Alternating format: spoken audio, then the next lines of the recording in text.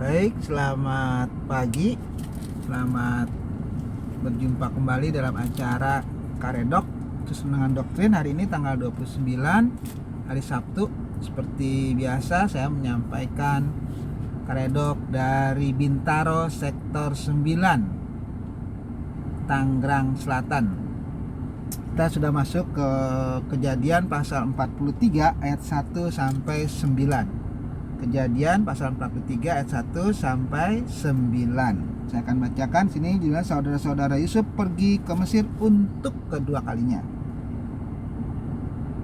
Kejadian 43 1 sampai 9. Tetapi hebat sekali kelaparan di negeri itu, dan setelah gandum yang dibawa mereka dari Mesir habis dimakan, berkatalah ayah mereka, "Pergilah pula membeli sedikit bahan makanan untuk kita." Lalu Yehuda menjawab, "Orang itu telah memperingatkan kami dengan sungguh-sungguh. Kamu tidak boleh melihat mukaku jika adikmu itu tidak ada bersama-sama dengan kamu.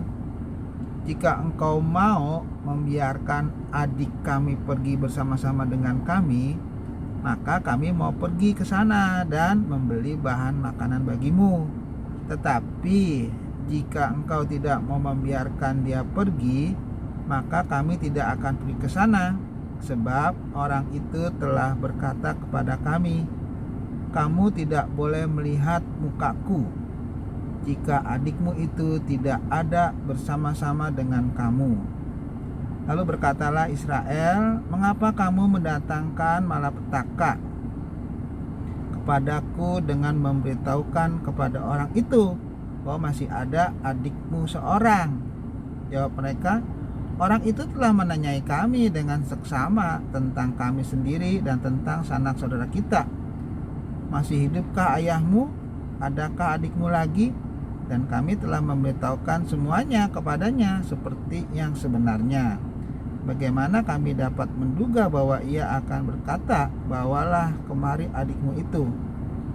Lalu berkatalah Yehuda kepada Israel ayahnya, 'Biarkanlah anak itu pergi bersama-sama dengan aku, maka kami akan bersiap dan pergi, supaya kita tetap hidup dan jangan mati, baik kami maupun engkau dan anak-anak kami. Akulah yang menanggung dia.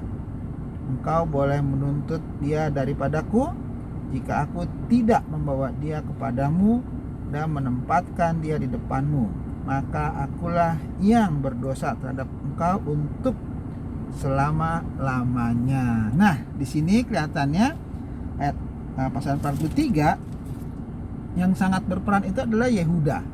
Kalau kemarin itu si Ruben, ya. Ruben mau, ya udah nanti kalau Benyamin nggak kembali, biarlah anaknya ya sebagai gantinya. Tapi kalau di sini kelihatannya Yehuda yang lebih banyak berperan. Ketika gandum mereka habis, mereka disuruh Yakub untuk pergi sana beli. Yehuda maju, nggak bisa. Orang itu ya, maksudnya Yusuf itu, ya, tapi mereka belum tahu itu Yusuf penguasa di Mesir itu udah bilang, kalau nggak bawa adikmu ke sini, jangan ke sini gitu maksudnya. Jadi sebetulnya kalau bapak itu ya atau Yakub itu mengizinkan, mereka udah lancar ya. Tapi karena nggak mengizinkan ya seperti itu, mereka nggak mau pergi kalau tanpa si Benyamin itu ya. Nah, sehingga Yakub kesel dan bilang, "Kenapa sih kamu ngomong-ngomong kamu tuh masih punya adik gitu? Bila mana kami tahu kalau dia nanya-nanya ya kan, ayahmu masih hidup enggak? Apakah kamu masih punya adik enggak? Ya masa kami bohong, ya kami kasih tahu," katanya, semuanya itu. Jadi bukan maksud mencelakakan Yakub dan Benyamin, katanya gitu. Jadi mereka juga nggak mau disalahin ya. Nah, ini karena memang nggak disangka bahwa orang itu kok bisa nanya-nanya masalah keluarga ya. Nah, mereka nggak tahu kalau itu ada Yusuf. Jadi mereka Yusuf tahu persis ya keluarganya. Mereka pikir itu hanya orang Mesir ya. Nah, sehingga Yakub dilema antara tidak mengizinkan atau mati kelaparan itu ya, karena nggak ada gandum. Karena yang punya gandum cuman di Mesir doang ya, di tempat lain nggak ada itu. Akhirnya Yehuda maju lagi, dia bilang ya sudah, kata Yehuda di sini dia bilang, katakan ya, di sini ayat yang ke-8. Lalu berkatalah Yehuda kepada Israel ayahnya, biarkanlah anak itu pergi bersama-sama dengan aku. Nah itu ya, bersama-sama dengan aku, maka kami akan bersiap dan pergi, supaya kita tetap hidup dan jangan mati, baik kami maupun engkau dan anak-anak kami. Akulah yang menanggung dia. Jadi sekarang Yehuda terus terang bahwa jaminan Benyamin tetap hidup adalah Yehuda. Kalau kemarin Ruben anaknya ya kan, sebagai jaminan untuk dibunuh. Tapi kalau Yehuda katakan akulah sebagai jaminannya, itu ya, katakan itu, akulah yang menanggung dia.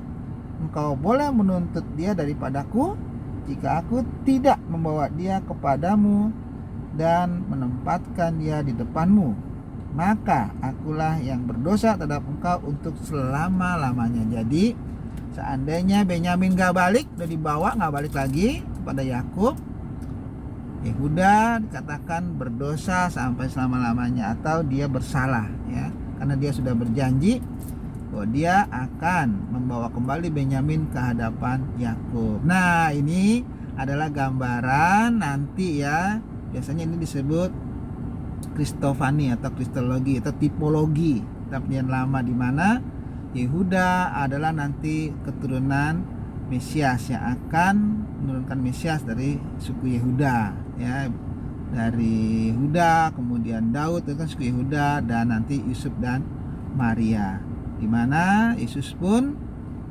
mirip seperti Yehuda, menanggung dosa orang lain ya, seperti itu maksud tipologi. Jadi Yehuda juga bertindak seperti itu ya, jadi dia mengajukan diri sebagai jaminan bahwa Benyamin kalau mereka bawa atau Yehuda bawa, Yehuda yang menanggungnya.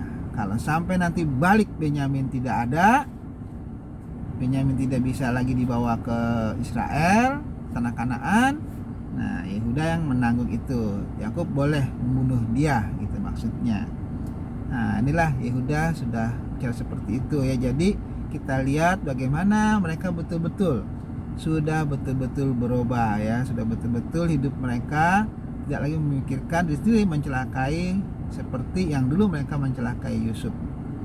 Dan sini kelihatan bahwa tindakan-tindakan mereka ini adalah tindakan-tindakan yang betul-betul memikirkan orang lain, termasuk memikirkan bapaknya ya, walaupun sudah tua, nggak ada makanan ya, mereka rela pergi, tapi persyaratannya seperti itu. Kalau enggak dikasih ya mereka lebih baik mati maksudnya, karena kesana akan sia-sia, tidak akan dikasih gandum maksudnya. Jadi itulah kita bisa belajar dari sini bahwa tidak selamanya orang itu selalu berbuat jahat ya. Ada juga ketika mereka sudah bertobat dan dilihat dari buahnya ya, dari pertobatannya, kakak mereka juga sudah berubah ya. Sekarang mereka betul-betul tidak memikirkan kepentingan pribadi, tapi kepentingan yang lain, termasuk ayahnya, dan mereka pun rela berkorban kalau sampai apa yang mereka sudah lakukan itu tidak berhasil. Jadi mereka berani mengorbankan nyawanya juga. Artinya memang betul-betul mereka sudah berubah. Itulah arti pertobatan. Kalau orang bertobat ya harus berubah dari hidupnya yang lama untuk hidup yang lebih baik ya, untuk hidup yang baru.